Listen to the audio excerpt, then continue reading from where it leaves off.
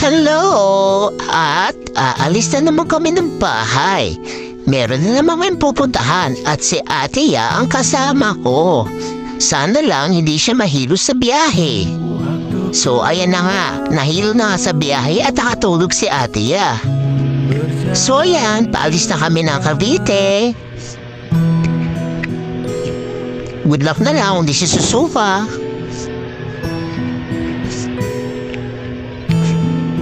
So yan, binabaybay namin ang Coastal Road. At nakikita nyo yan, yung mga building sa malayo, yan ang palatandaan na yan ang Maynila. So ayan, palapit na kami sa Maynila. Ito na, dadaan na kami ng SLEX.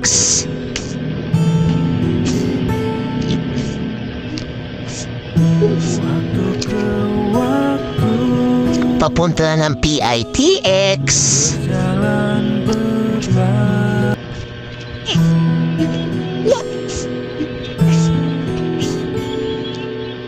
So ayan, babaan na. Sana gising na yung katabi ko. At mukhang hilong-hilo pa siya. Wala siyang kamalay-malay na nandito na kami sa PITX. So ayan, namumutla si ate.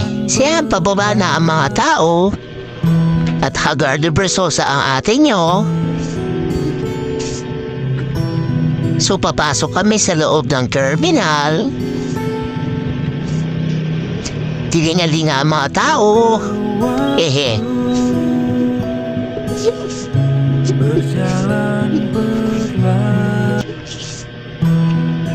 So ayan, wala pa suklayan, halatang bagong gising. So ayan, nag-arata kami sa loob. At hindi kami papahalata na ignorante kami. So chill lang anak, lakad lang. Learn with the people. Hehe.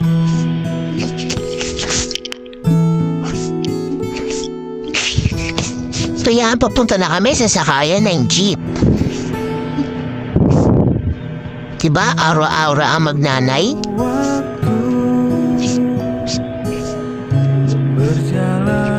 So yan, sasakay ng jeep ay pa kami pasahin ng dispatcher niyan. So abang-abang muna. Ayan, nakasakay na kami ng jeep. Papunta na sa destination namin.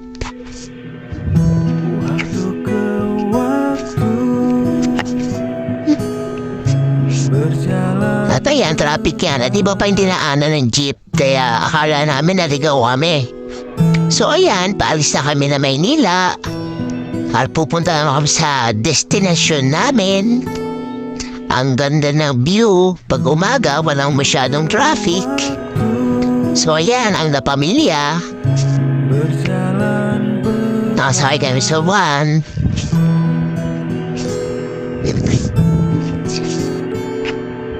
At ayan, binabaybay na naman namin ang Coastal Road.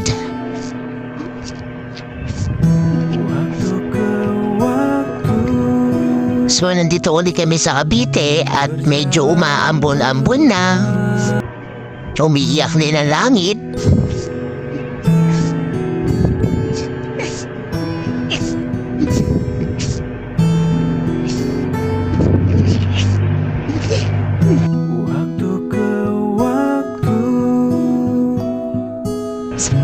So ayan, tuloy na talagang umulan.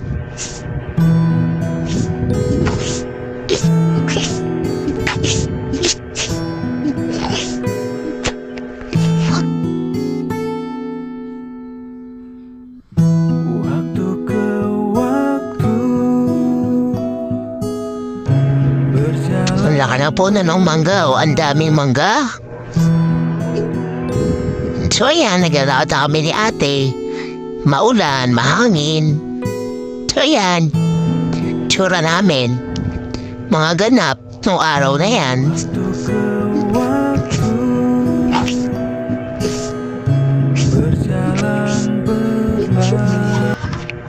So ayan ang kanyang Lola Freddy.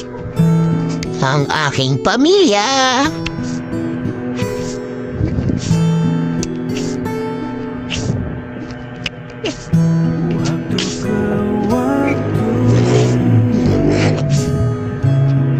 So yan, dumaan mo namin yan bago umuwi. Kasi matadaanan naman talaga namin yan. So bye-bye guys!